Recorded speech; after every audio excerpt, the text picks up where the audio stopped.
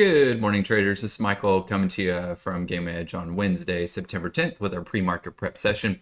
As always, check out gameedge.us if you want to be connected after this video. Click on the newsletters. You can go in here and put your email. You'll be delivered our Beyond the Bell newsletter over the weekend. Again, extensive education about our tools, thesis, and how to navigate the SPX option structure. Make sure you check on our free courses. Game Edge Fast Pass, that's our flagship options course for education. You can sign up now for free. And then check out our two other courses, School of Options and the Mental Side of Trading. As always, click on the pricing tab. You can come join our Discord, 14-day free trial.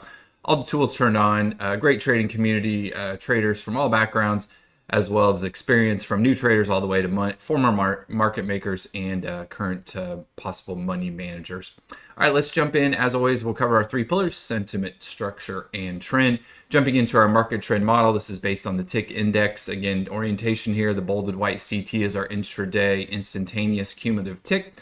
Obviously, you want to see that rising, indicating there's more call or more buying versus selling, as well as call speculators within the overall market of the SPX structure. So again, this produced a lower low yesterday on our cumulative tick. We did not make a new high. Price was obviously consolidating sideways. We'll see how this starts the day today, but again, still in a bullish uptrend. Our colored ribbon, this is our longer look back period, continues with a large positive slope and expanding to the upside, red above cyan. So again, buying is in control of the overall market until this changes. And you see our breadth indicator up here, new highs versus new lows. Again, new highs outpacing. We did see the filtered cumulative tick, which is our plus 1,000, minus 1,000 larger institutional block orders or market participants, was below zero yesterday, but really not concerning as we saw the overall just consolidation day heading into the PPI numbers, obviously, this morning. All right, moving on to the tick RC. This is what our P-Trans to PGX portfolio is based on. This is a mechanical portfolio that outperforms the SPX and SPY for the 13-year back testing, as well as the 3-year forward testing that we're doing. So make sure you check that out at our website, or sign up for our newsletter, or check our post out on X or Twitter, however you want to name that. Again, cumulative tick, bolded white CT needs to be moving to the upside, indicating more buying versus selling. As I said, we did not make a new high yesterday on the cumulative tick, but we'll continue to watch this today with the gap up that we're seeing pre-market, if that is maintained. And then you see this slope really start ramping up really on early September here. We saw the red really expand above the cyan, just indicating a significant amount of buying versus selling in the overall market. And again, this indicated us to start get back in motion. The bolded white CT was crossing back above those shorter term moving averages, and we were well above the colored ribbon. So if you were long anytime around the Labor Day holiday, then you've had a nice gain in the overall market. And again, this was just indicating for really the past few months that we were looking at a longer term uptrend starting and being maintained. All right, let's move on to the SPX option structure, SPXA. Obviously, we separate the SPXA and the SPXP. This is the largest options complex with notional value. So this gives us our 40,000 foot view. The SPXA is the cruise ships. Expiries don't turn over as rapidly. As you see, these are monthly expiries, so we'll be heading into the monthly OPEX next week. Again, call dominated above below spot price. We've been talking about staying above that 6,450, 6,500 on the SPXA for possible upside appreciation. 6,600 would be that first target. We're seeing that gap up this morning there into this 45.50 level, and we see the call speculation to the upside at the quarter levels at 75 and then 6,600. So that'd be our ultimate target there. We do have the JPM hedge there at 6,500. That could continue to be an area that we see price oscillate around, even with the gap up this morning. So we'll continue to watch that. But again, takeaway, call dominated, green net deltas as far as the eye can see on this column. So unless that starts to change, we'll continue with the bull call speculator thesis for a move to the upside in the overall SPX. All right, SPXP, call dominated above and below spot price. Obviously, these contracts turn over much more rapidly via 0 DTE, as well as daily and weekly expiries. So again, as I said, call dominated. So any pullback, as we've been really talking about, should be an opportunity to get involved in the market into a call dominated supportive type environment. We do see some out of the money put hedging here, most likely some in the money calls closed. We'll look at that on our other tool, which is our delta balance. So you'll be able to see that clearly. But again, this is just normal in a significant uptrend. You see that sine wave cycle that we talk about. Out of the money calls go in the money, and then you see it roll back down the other side where you see some out of the money put hedging, and then out of the money put hedging starts taking profit, and then you roll back to the upside on the other side of the mountain, and that just continues that overall sine wave move that continues to roll the market higher. Now we see 6,600 COI and PGEX. Again, that should be our target to the upside. We see COTMC at 65.65. Again, that's out of the money calls go in the money, highest local peak there, where we could see some monetization and profit taking if we roll into that area today. Again, 6,500 is going to be the transition area and pullback area you want to get involved in. The market should be supportive unless we see a significant amount of sentiment and structure change, or some exogenous news event that comes out of left field. All right, GEX ratio, SPXP, what we call our gamma edge ratio. Again, this GEX ratio continues with a positive slope. That's indicating that call speculators are maintaining overall control. This is a put call ratio, but we got a time component, which is gamma.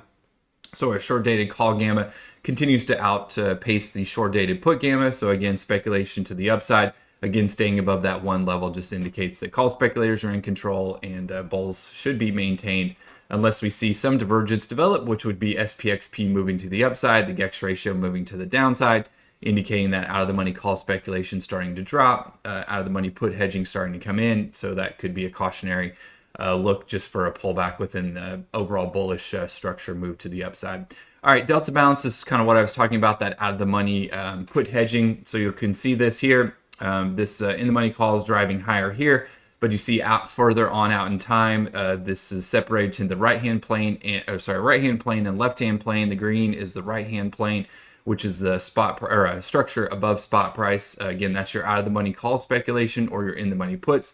So again, we see that to slightly drop heading into today, and then we see the in the money calls and the out of the money puts below us. Again, that continues to rise higher.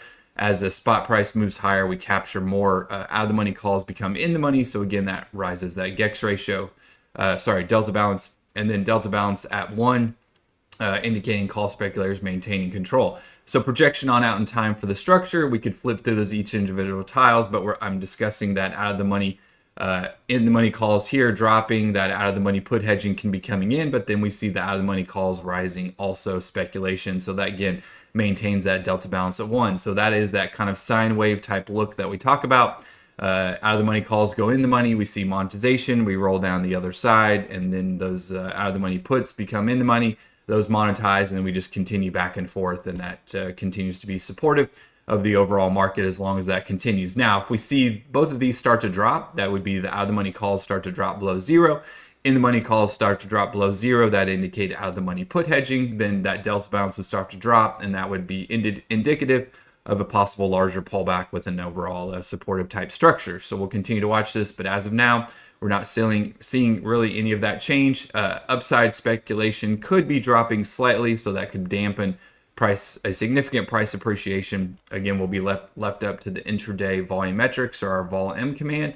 Those will be indicating to us where the mass of market participants are transacting calls and puts. So again, as long as those are rising to the upside, as we've seen the past few days, then we'll continue to see this grind up to the upside. So we'll just continue to watch this day over day, but really no takeaway there. We're above 0. Everything looks bullish, again, unless we see a significant change in the structure or sentiment.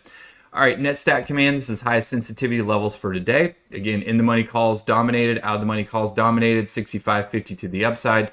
That'll be that first area we're watching. Pre-market, we already tapped that area. We'll talk about that on the SPX structure 0DT here in a minute. Pullback 64.75. This is basically the bottom of the GEX transition, the bottom of the drunken sailor range. Again, that will be supportive on any pullback that we'd like to get involved in. Again, charm 6,500, 6,600. So again, those are pretty well balanced today. So those will just be exerting their forces if we stay between those two, which most likely we will. And then you see gamma, highest sensitivity, 6,600, not anticipating us to get up to that point. And then you see 6,530 here. Again, that's a local area of calls that we'll continue to watch. And then you see Vanna. Obviously, volatility drops. Vanna will continue to be supportive as long as we're above those levels and below the 6,600. All right, 0DT drunken sailor range for today, as I just discussed, 64.60s to the downside. We see 64.70, 75. That's the bottom of the DEX transition. Again, be most likely that would be a supportive type area. 6,500 would be a likely level for a pullback, an area that should be supportive. You see this possible icy bottom of an icy leg here, a possible icy leg here. Again, these are small. This could be a put credit or a credit spread also that's up here also. So we're continuing to watch these as these develop throughout the day. Again, very small contracts, so not likely that large type of icy that usually we see placed. So again, we'll watch the open. We'll see if we see any transactions come through and see if this gets added to. And we'll just continue to watch this. Again, 6,500 would most likely be that likely pullback area of the transition area just within the overall drunken sailor range. You can see the low exposure. We almost have a low exposure area here and then a low exposure area here. So if we do get below 6,500, we could see a little bit more weakness depending on what the intraday volume metrics are. But again, 64.75 would be that local peak that we're watching for supportive type action. So we'd be long versus that area. Most likely, and then 6,500 pullback would be long versus that area, and then you see 65.30, that was SPX pre-market here. We discussed that on the net stack command. Again, that would be supportive. Top of drunken sailor range, opportunity to get involved for a long there, and then local peak 65, 65.70. We'd anticipate that to be the stalling to the upside there, unless we see the intraday volume metrics really have the opportunity to drive us higher to 6,600. We'd have to see a significant amount of volume start to come in to look at that area. So again, that's kind of our trading plan for today. Supportive on any pullback, as long as the market trend model is conducive. So we'd look to get involved. Again, 6,500, top of DS. Somewhere around in there. Again, if we do get within the overall DS, it could be a little bit messy as we pull back down towards 64.75. All right, let's look at a few stocks this morning. So we're 65.48, 65.50 kind of will be that local area this morning that we'd be watching right around in here.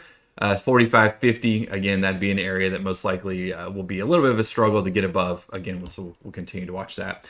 All right, let's look at a few pre-market stocks here. Most of these are gapping up above plus GEX into overall levels. There's Apple pre-market there, P-Trans 240 with the news last night. We gapped almost right up to the plus GEX area and then had a pullback there. So again, Meta, you'll see a theme across here. Most of these are around P-Trans or plus GEX. Again, just with the overall gap up. NVIDIA gapping up above plus GEX. You see COI up there at 180. So again, that would be most likely an area that we'd see some stalling. So we'll watch these levels after the open pre-market or after the open, sorry. So P-Trans 350 there on Tesla. So again, all these are above supportive levels within the overall structure. Amazon plus GEX 240. Microsoft, large move up there towards plus GEX 510. So again, these are areas where we look for profit taking.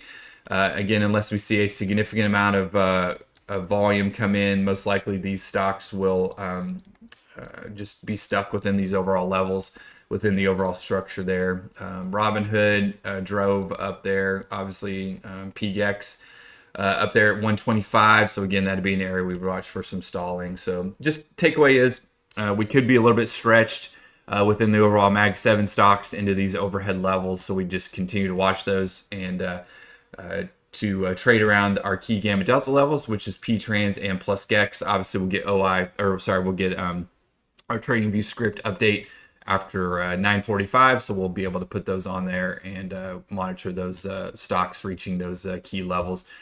So for me today, obviously heading in, SPY 655 plus GEX, that's most likely going to be an area to try to get above. QQQ 685 plus GEX, again, area where we could see some monetization. We already saw that pre-market. And then we'll be watching 65.50 on the SPX and then possible drive up towards 65.70, 75.